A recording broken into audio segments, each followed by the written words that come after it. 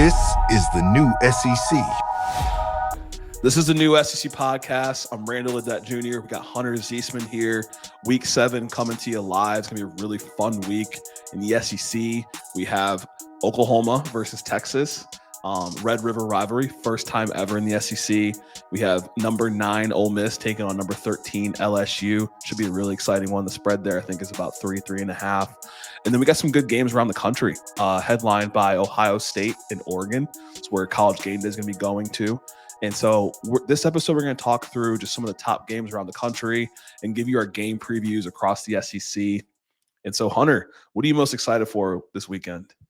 I'm excited because football's heating up a little bit. It's October. We got a couple weeks in a row of good football.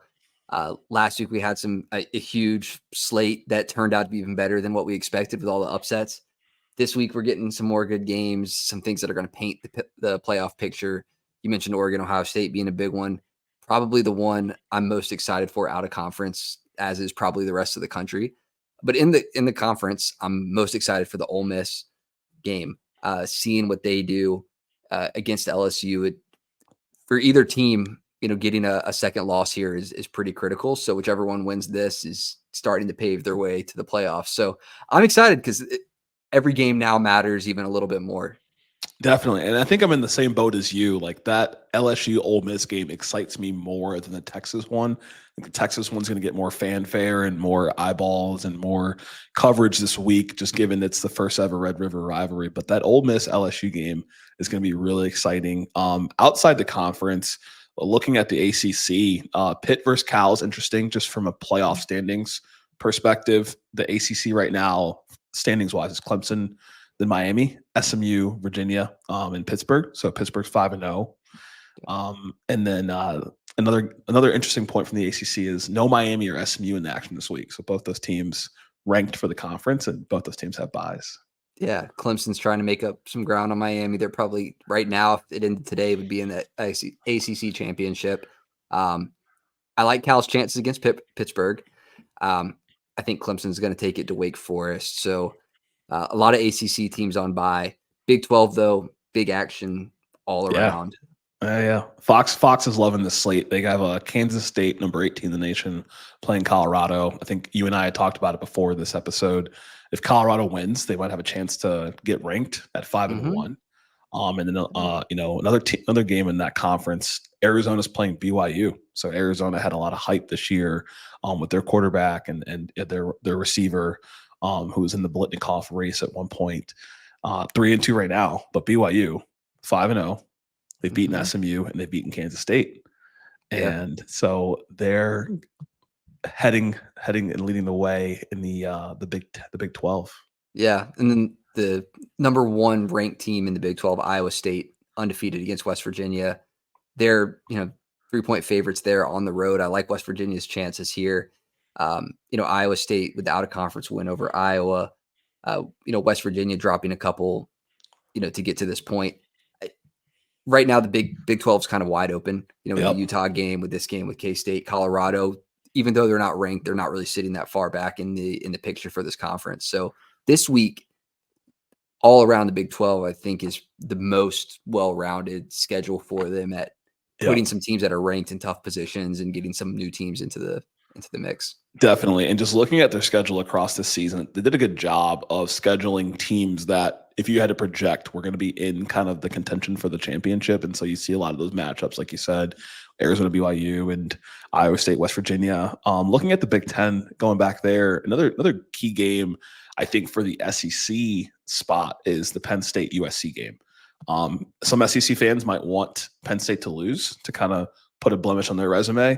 I think that also would prop up USC if they won. So I don't know if that's necessarily a net positive if that was the outcome, but it also allows us an opportunity to see, how legit Penn State is, given what we saw Minnesota do the previous week.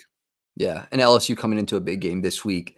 They want a little boost to their resume. USC taking that loss last week dropped them out of the rankings. They would rather have this USC team be a little bit stronger, be somebody, have some wins under their belt. Big Ten took over the AP poll where the SEC was reigning before last week when 3 of the top few teams there 1 through 9 dropped. Yep. So Big Ten, is doing things, but they have a couple tests this week. And, Illinois doesn't really have a big test against Purdue. Purdue's probably No. one of the worst Power 4 teams right Yeah. now. Some fun football in the G5 too. Army's playing UAB, 25.5 point spread. So any crazy. given Saturday, you got to look at the ranked versus. Army's not ranked. You have to look at these games, even if they're a massive underdog, because it's college football and anything can happen. And so the over and under there is 54.5, but Army's kind of vying potentially for that G5 spot. And then Boise State's taking on Hawaii. Yeah. So that's another big one for crossing the ocean. Crossing the ocean. And so no Navy and Tulane playing this week from the G5 side, but those are a couple of the teams that are in contention when it comes to that potential playoff spot. Yeah. Yeah. Boise State continuing to be stronger and making waves. So good for them. With UNLV losing last week, they're starting to kind of move forward in that group of 5 spot. Definitely. But another week, again, outside of Ohio State and Oregon, I would say the SEC has the best football matchups. And we're going to, hop to the previews here very shortly. But, 2 other games that we're not covering today fully in the SEC, but are interesting is, Missouri's playing UMass. They're going to be going to Massachusetts. Very rare situation to see for a team of that caliber for UMass and Missouri traveling. I have my notes just for Missouri. I want to see kind of what I saw last week from Ole Miss. Something to prove here. Need to see a Murray State Buffalo type performance. If the people here follow Missouri's schedule, UMass is a similar opponent to Buffalo and Murray State, and so I'd expect to see kind of that level of domination in that game. Yeah, I'd be lying if I said I kept up with any UMass football this year. They're 1-5 at this point. Missouri, you want to see them win with some style points, get back on track. They had some opportunities to score early last week. You'd like to see them kind of air out the ball a little bit more and maybe connect some of the passes that it felt like there was a bit of a disconnect offensively. So this would be a good one to get back on track before you do have to get back into SEC play. So good scheduling from them. It's a road game. Gives you a little bit more to learn from. Definitely. And I'm, I'd be lying to you if I'm surprised that you're not following the Minutemen football schedule. Who would have thought? Good old UMass or Zoomass, as they call it. Georgia, the other SEC game that we're not covering today, 33.5 point spread. They're playing Mississippi State. Georgia's number 5 in the nation. I think the theme here is business as usual. Keep warming up on the offense. Keep showing improvement there. The defense is an A grade. It's a very solid defense. Offense is, I would say, B+, but you showed us a lot last game. Keep warming up. Don't sleep on Mississippi State. Do not overlook Mississippi State looking at Texas the following week. No, you don't want to be caught sleeping. If you're Georgia, you've been such a pass-heavy team so far. You're pass first, run second. You have some great backs back there. Mississippi State is susceptible to that rushing attack. Continue to use it. Maybe develop it in this game because you might need it when you go to these games. You're playing Texas, you play Ole Miss down the road.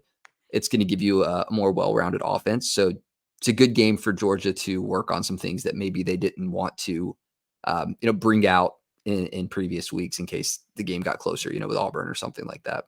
Yep, and they'll be able to work on it on SEC Network. So that'll be good for all the people that are watching that game. And for Georgia fans, I'm sure they just want to be business as usual, as mentioned. We got our first game of the week. Texas, number 1 Texas is playing number 18 Oklahoma. It's a neutral site game. Red River Rivalry. Can't be said enough. Second weekend in October. The betting notes are Texas is favored by 14, and the over-under in this game is 49.5. Thoughts? It's a tough game to get a read on for a couple of reasons, right? Like Texas now at this point, Arch has been leading this team, Arch Manning, and has been doing well at the helm for this game. All expectations are that Quinn Ewers is going to be playing. So does he come back as solid as he has been up to this point, or does he have some rust to shake off in a big game? In this game last year, he had 3 turnovers. They ended up losing to Oklahoma. He's looking stronger this year than ever. But on the Oklahoma side, it's tough to get a read on because they've moved on from Jackson Arnold. Michael Hawkins Jr. now at quarterback, offering something that Texas didn't maybe expect in this game. They're getting a little bit more film on him from the Auburn game, but coming off of a bye week. So I think it's tough to get a read on this, but it's going to be a good rivalry game there at the neutral site in Dallas. Yeah, I think it's definitely tough to get a good read on it. And the question it raises to me is like, does Oklahoma have a true chance to beat Texas? Like we can discuss what that read looks like, and if that read is favorable, where we believe they have a true chance, like there's a legitimate chance to win this game.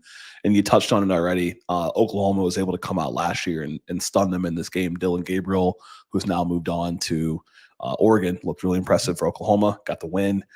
Texas was coming in high and mighty. They already beat Bama that season. They were undefeated, so not much looked like they could be stopped from that path. And I think that same path kind of looks that way this year, right? They look pretty much dominant throughout the season. They haven't looked really questionable outside of a quarter or two against Mississippi State, and that's being nitpicky.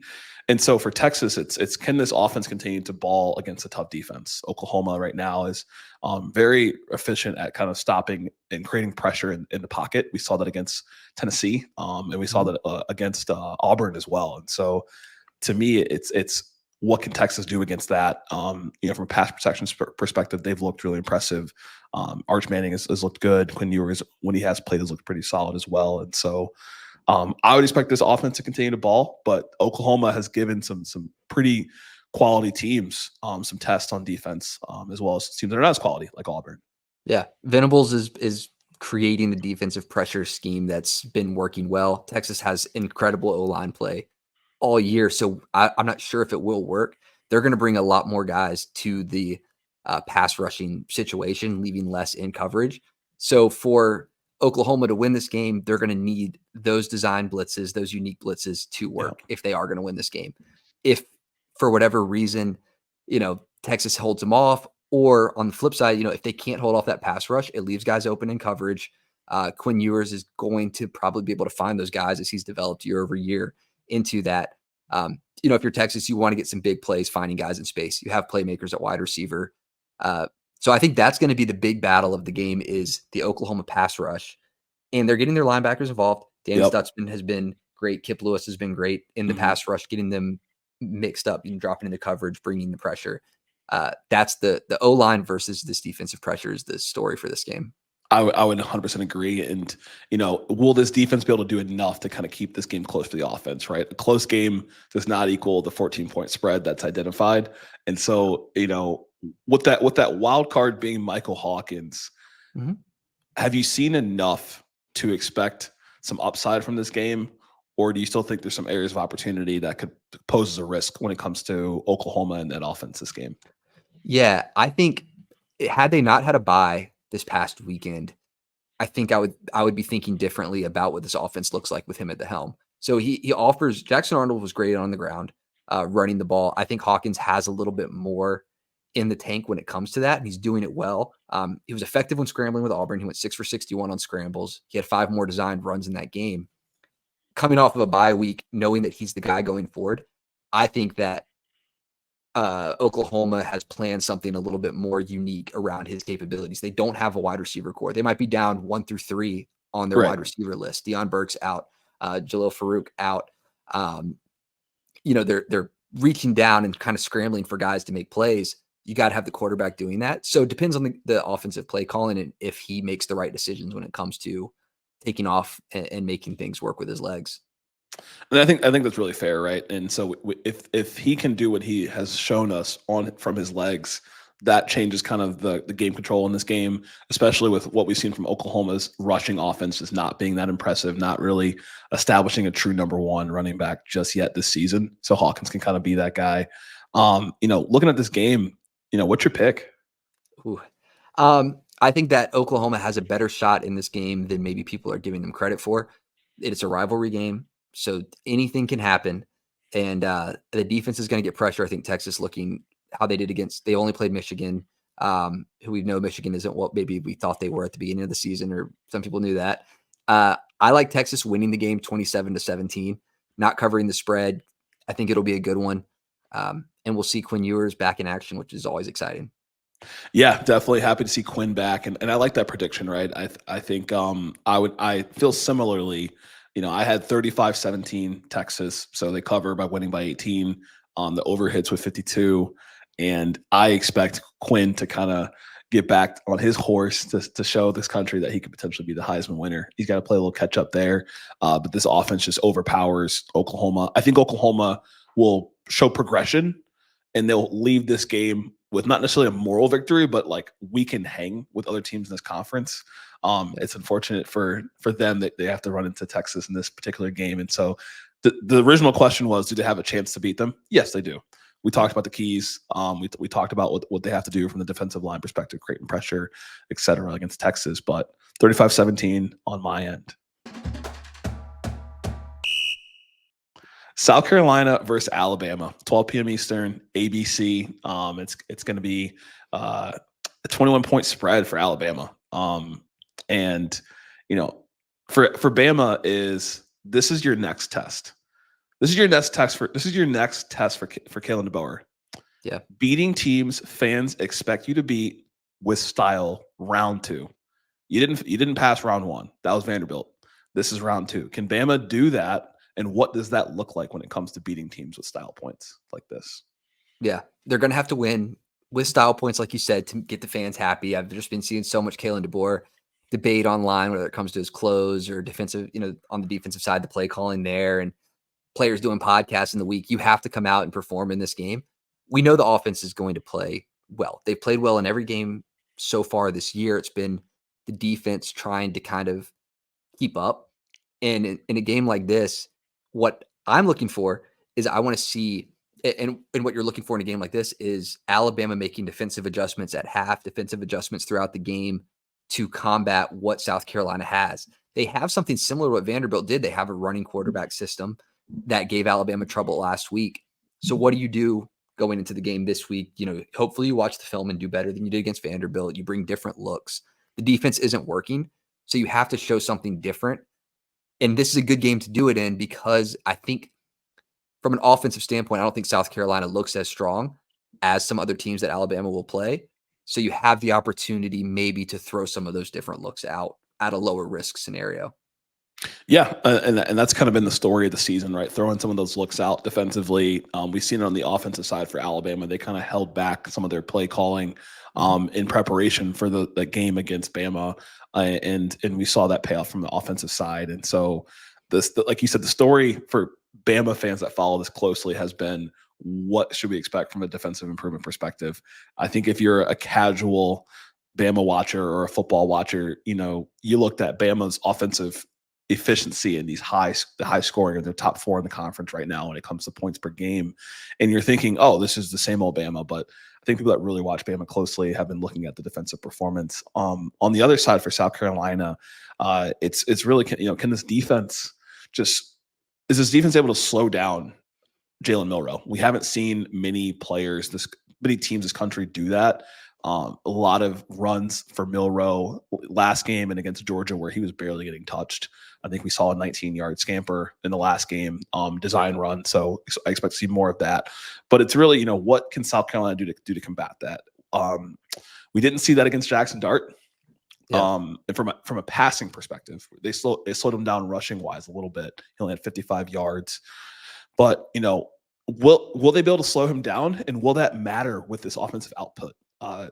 Yeah. South Carolina's offense has looked very anemic. So what are your thoughts there? Yeah, I think the defense has potential to do it in places. It's going to depend on Alabama making the right reads. They have a great pass rush. We've seen the South Carolina pass rush be effective. Dylan Stewart, Kyle Kennard, they're doing their thing.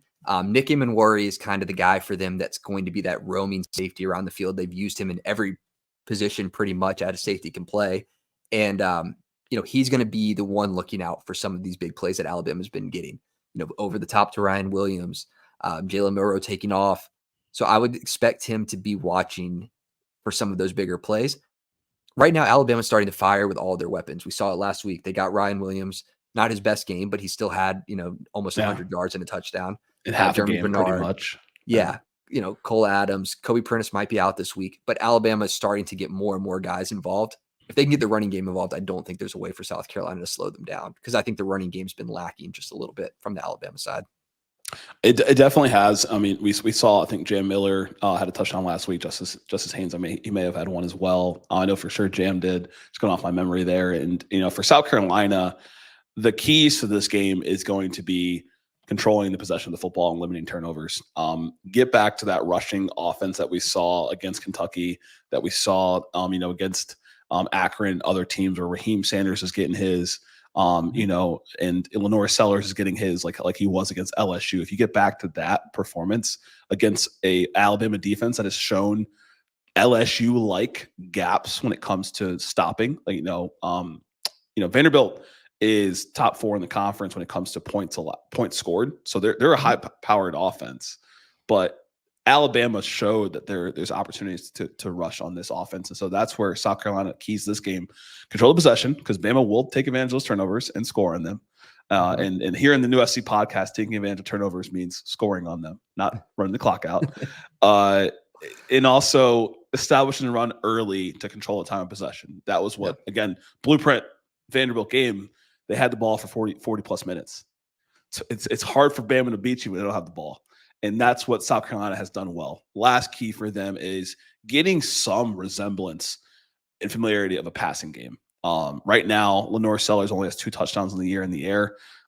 So if he can use his feet to kind of get him warmed up, create more opportunities in the box, get the box crowded with that rushing game, that allows them to take more passes over the top and potentially makes a close game. Yeah, I completely agree. I mean, you mentioned it, getting the running game going, I think is going to bring the linebackers out of their comfortable positions. For Alabama, they're playing a lot of, sending 4 for pressure, dropping everybody else into man coverage, keeping the linebackers kind of central in the middle. If you can establish an effective running game with your quarterback and your running back, those linebackers, now you have opportunity to get your receivers the ball in that one-on-one coverage across the middle, which South Carolina will be needing to do in this game. For Alabama, The keys, I think, is just to mix up your defensive looks. It looked very, very similar last week against Vanderbilt all game. Vanderbilt had the keys. They knew what they needed to do to beat them, and they made the right decisions to do it. Mm-hmm. You don't want to give South Carolina the opportunity to test match you. Yeah. You want to be discreet, coming with unique plays, and that's going to be the key to Alabama. I think that right now the fire's under them. You never want to play a team after a loss right now in the SEC. No. And some teams are going to have to do it this week. UMass with Missouri, Florida with Tennessee, here, South Carolina having to play Alabama. And I think Alabama is going to be too strong, and this one gets back on track defensively. I like Alabama 48-17 covering the spread. I like that. And you really did a good job of kind of depicting, why we expect this Alabama defense to look better, talking about some of those looks in this game. I like Alabama 40-24. I expect some defensive improvement, but I think that South Carolina is able to get some points on the board, probably a touchdown in the first half, maybe 2 touchdowns, a couple of field goals in the second half. That would have Alabama, from my notes, hitting the over 64 points. But they would not cover in this game, the 21-point spread. So last question for you. Does Bama need to cover to keep Roll Tide Nation at bay? Not from a monetarily standpoint, but from a game domination standpoint. It depends on if it's we didn't score enough and it's 3-24 or something. I think that doesn't sting as much as if it becomes a 45-36 game or something. You don't want that, because I think everyone's question right now is like, is this, you sent it to me, we were talking about this earlier, like this Alabama team feels like Lincoln Riley Pac-12, like the offense just has to score in spite of the defense. You don't want that. You don't want to feel that going into games like you're playing against Tennessee. We saw a little bit of that in that Bryce Young year too. But this, of course, we have our predictions. We both picked Bama. Like I said, I had them hitting the over, but I think we both didn't have Bama covering. Interesting question. I think the expectations for a school like Bama is you got to dominate teams like South Carolina and Vanderbilt. And I'm not saying it's fair, but I know that's how the fans think. Mm-hmm. Ole Miss did it, so it's important that you kind of go out and do it too, because we know that it's possible to do it to the South Carolina team. We got Ole Miss, LSU, number 9 Ole Miss at LSU. So they're going down to the Death Valley. 7:30 p.m. Eastern, ABC. Quick notes on this one: 3.5-point spread. So this is one of the closest spreads this week in the SEC, and then a 64.5 over. So both these teams do not. One of these teams doesn't like playing defense. LSU, Ole Miss, this defense is certainly pretty impressive this season. And actually, it's probably the story of the season. So Yeah. thoughts on this game?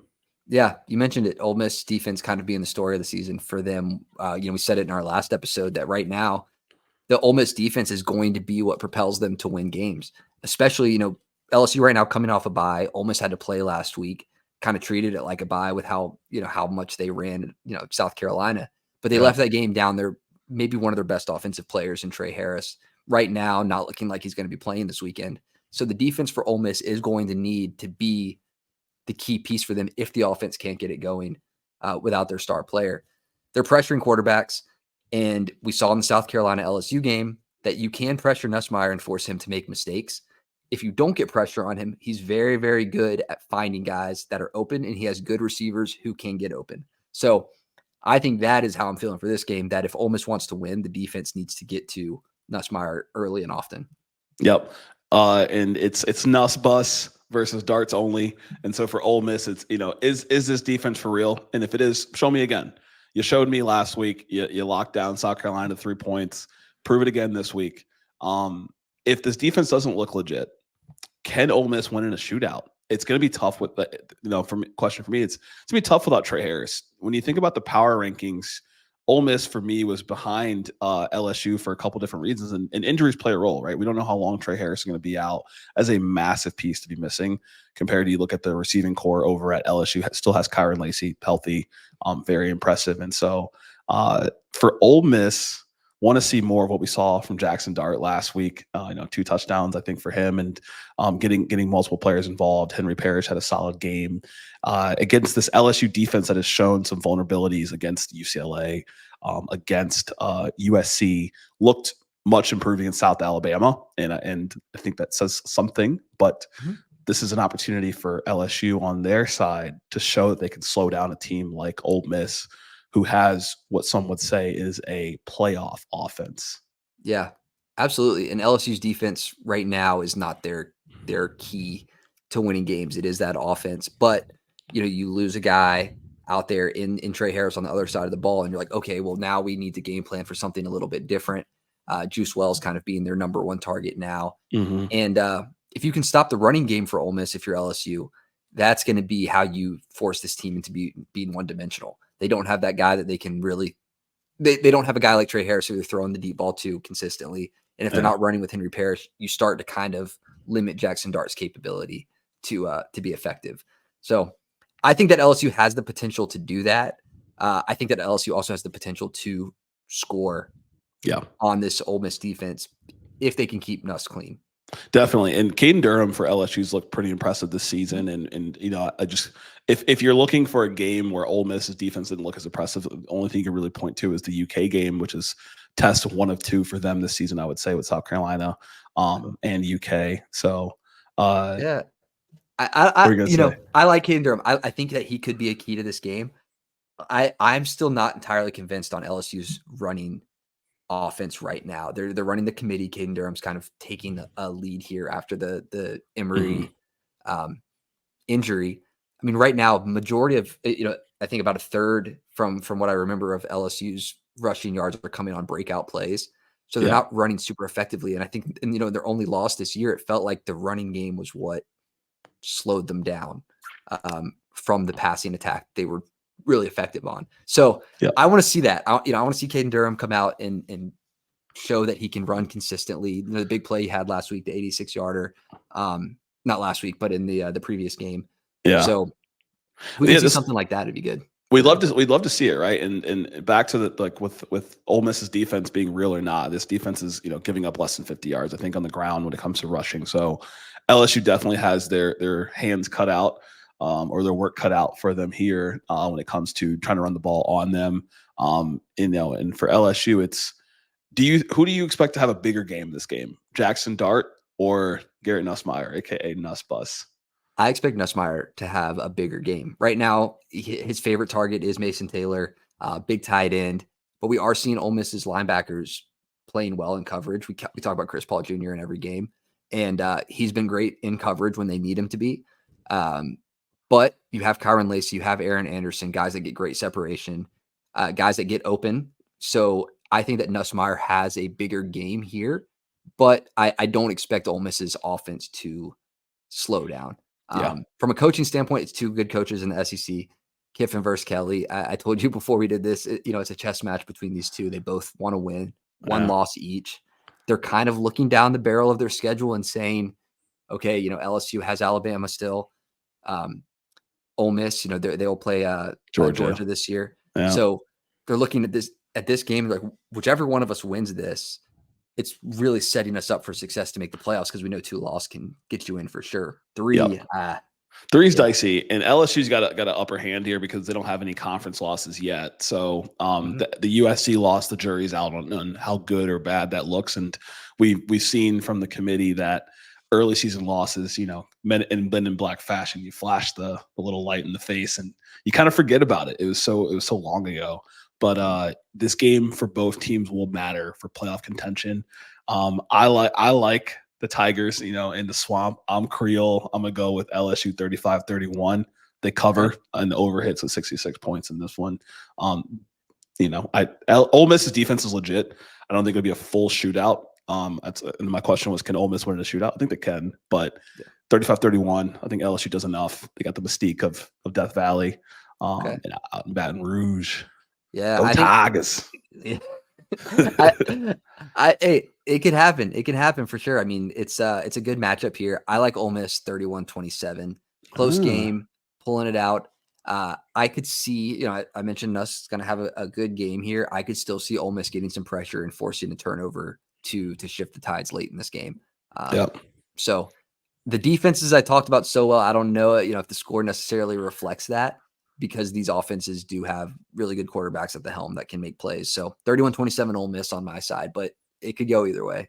It could go either way. It'll definitely be an interesting one. I could see some offensive explosion, but a lot of punch just given each team's rushing challenges. But we got our scores. Who we picked here. I got LSU. Hunter's got Ole Miss. And we'll be tuned in 7:30 on Saturday to see what happens Eastern. Florida's playing Tennessee. Tennessee's down to number 8 in the nation right now, still top 10. A lot to be positive about. And this is, I would say, is a rivalry. Hunter, took a special interest and did a little deep dive into this game. And so, quick notes on the game, 15.5-point spread for Tennessee, over under is 55.5. What's the big theme for you when you think about this game?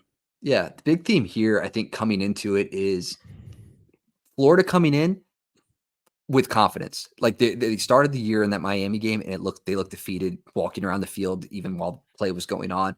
But this Florida team is now playing like they're having fun. They have confidence. And then on the flip side of it, I don't think that Tennessee is coming in with any confidence at all, especially on offense, like from the player position. Defensively, Tennessee looks great. Running back position looks great, but I'm not sure that Nico has the confidence right now to be making the big plays that Florida looks like they're having. So I think confidence is kind of my key to this game when you're looking at especially a 3-score spread. Yeah. I don't think that that's necessarily respectful of Florida, who is surging 1-3 of their last 4, for Tennessee, who even in the win over Oklahoma, offense looks suspect. Yep. So, we saw this game with last year in the swamp. We saw a fight there at the end when Florida dragged out the time. Yeah. Now, I'll preface all this by saying that I do like Tennessee in this game. I think that they have potential. But if you're looking to bet this game and you're looking to bet on Florida to win, the big question is, do you think that Florida's rush defense can do what they did last week, or do you think you do what they did in the 4 games before that? So it's a test on whether you think Florida's developed or not, if you think they're going to win this game. Yeah, and Florida's best tests when it comes to rush defense have come at last week against UTF, which they locked on RJ Harvey. It's also come against Texas A&M, so probably a memory for Florida that they tried to black out a couple weeks back. 34, I think it was 34, 20 or under points wise for Florida, but the rushing offense from the quarterback position, Marcel Reed, and from Le'Veon Moss was a huge challenge. And the game looked a lot closer score-wise at the end. And so I agree with you. That is a really important key for this game. What do you think is the key for Tennessee to have a chance to, blow this thing out and look similar to how they've looked against NC State, against some of the other teams they've played this year? Yeah. Starting with passing on offense, we I was so high on Tennessee, and what they did is I was like, these guys always get to first downs. They're always playing for a first down marker, and they move the ball really effectively. But it feels like now at this point in the season that they're only playing for the first down. They're not playing for big plays. There's not a whole lot of confidence in variety to the passing game. So I'm going to need to see a little bit more of that from Tennessee, and giving Nico more reign to work with, and airing the ball out. Now, in running the ball, you mentioned that game with Le'Veon Moss and what Texas A&M was able to do, and pretty much every team up to this point, other than UCF against Florida. Dylan Sampson is probably the second most dangerous man at the running back position in college football. Just behind Ashton Genty. Like he's killing it. He can break out a big play at pretty much any time. 16 carries now for over 10 yards. Yep. Responsible for 30 first downs for them. I would expect him to get started early, often in this game, and move the chains for Tennessee. Now, with that, a lot of clock runoff, slower drives, there's the potential to shut that down. Florida's D-line is big. They can plug those holes like they did against UCF. Dylan Sampson, I think, is a little bit better than RJ Harvey in my book right now. I would say so that's so the too. key, I think, for Tennessee getting started. Tennessee's defense, I don't feel like there's too much to say there. They have a great pass rush. They can disrupt teams, but the offense is where the question marks are. Yeah, and one of my last questions for you is, what are some things that you would think about from Graham Mertz's perspective? Like, what can he do to be the hero in this game? Because if they're going to win, he's going to play a big role. Yeah, and I think right now, Eugene Wilson, still no update on his health for the game. They've done well in the past couple of weeks working without him being there, and Elijah Badger taking that role. If you're Graham Mertz, the offensive playbook, they started out, it wasn't working. They took a conservative approach. They opened the playbook a little bit more. We saw the kind of boot pass that worked out to Elijah Badger last week. If you're Mertz, take the opportunities that the Florida play calling is giving you. Make big plays, because they're starting to show you some reins there. Mixing in DJ Lagway here and there. You're going to have to find multiple guys on your team. If you're Graham Mertz, you're not going to be able to force it to a guy. Jamal McCoy is leading the Tennessee DB room that is playing pretty well. So you're going to have to spread the ball, go through your progressions, and you're going to have a hard time staying clean.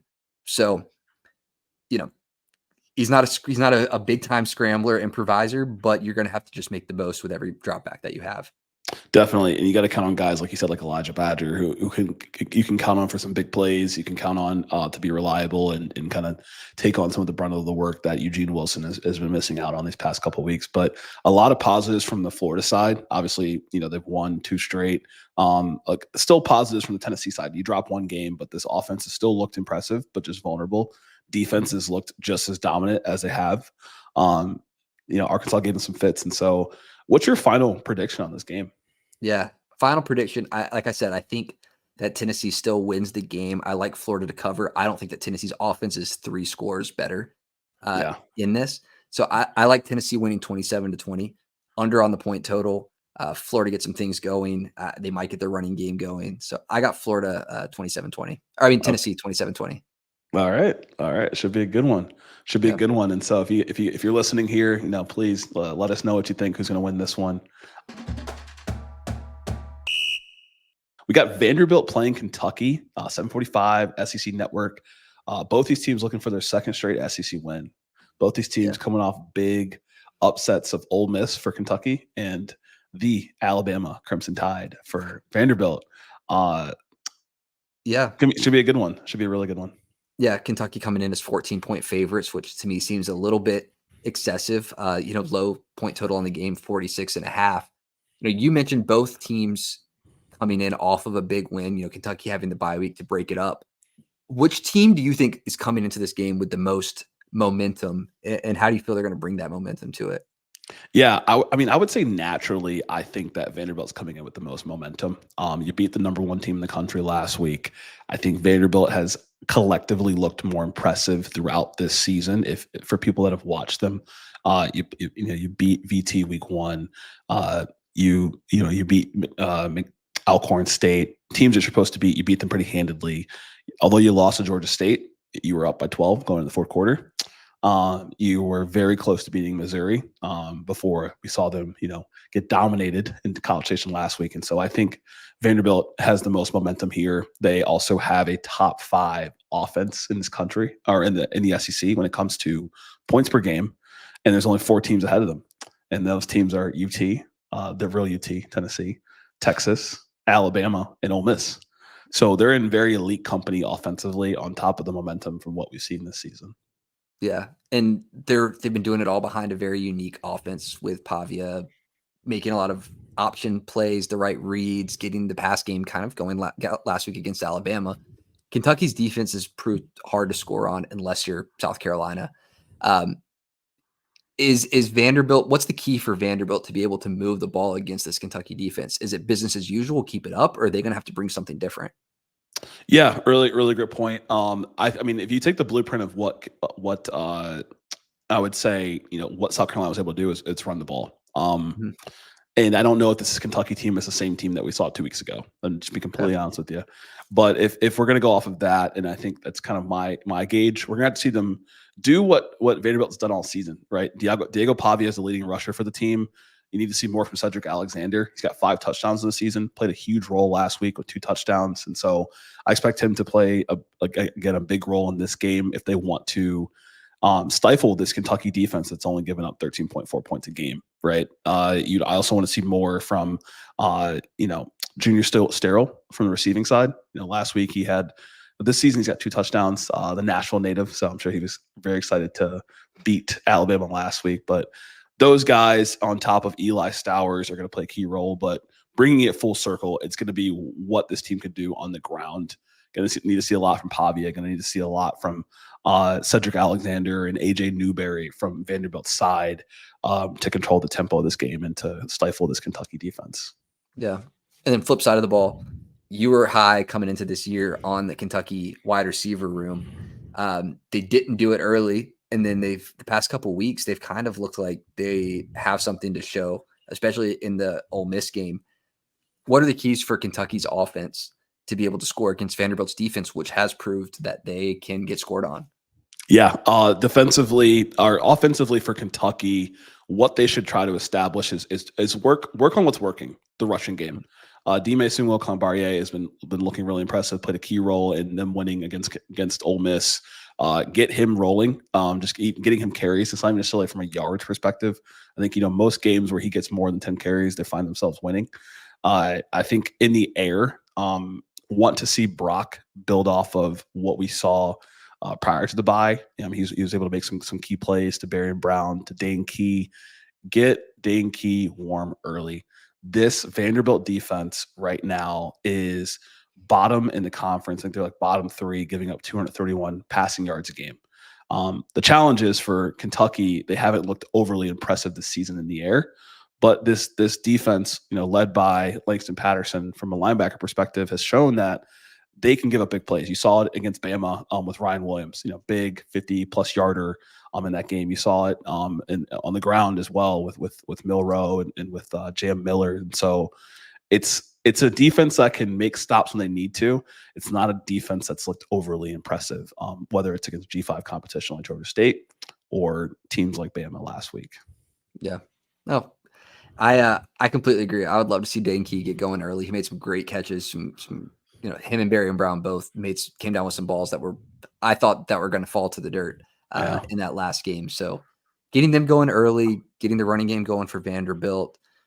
Like we said, Kentucky 14-point favorites, which to me seems a little high and excessive for this game. What is your prediction here? Yeah, I mean, right now we're recording this on Tuesday, and we'll probably get this out here on Wednesday. And so that line, I think, could go down. I think just a final key point is really the Kentucky defense. I think we'd be remiss if we didn't talk about it before I give you my prediction. But this is a game of polar opposites. This defense, no different how Vanderbilt's top 5 scoring-wise. This defense is number 11 in the nation for points allowed. And so they were able to lock down Jackson Dart and Ole Miss. It's going to be interesting to see what they can do against a Vanderbilt team, and you got to give them the benefit of the doubt, given that they've proved against an Ole Miss team offensively who has looked impressive. with Trey Harris. And so if this defense is able to hold them to say 17 points, kind of like what they did against Ole Miss, they were just able to squeeze enough to win that game, right? 20 points. That changes the dynamic of this game. If Vanderbilt's having their way scoring, I don't think that this offense has enough to show up to win this game in a shootout. So my pick in this game is 28-21 Vanderbilt.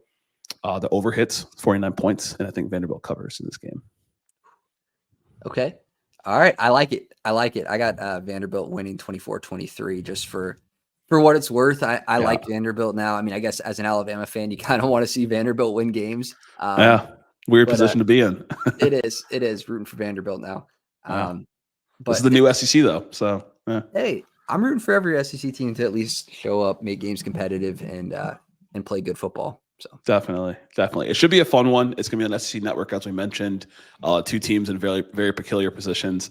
Both teams, like they're not normally a part of that like playoff discussion, but the road's in front of them. They both have some key wins, and so we both have Vanderbilt in this one. It should be a fun one.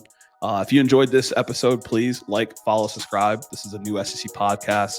We really enjoy talking about the game previews and recaps, and appreciate everyone who takes the time to listen. And if you have any feedback, anything you want to hear, please let us know. And once again, thank you for tuning in.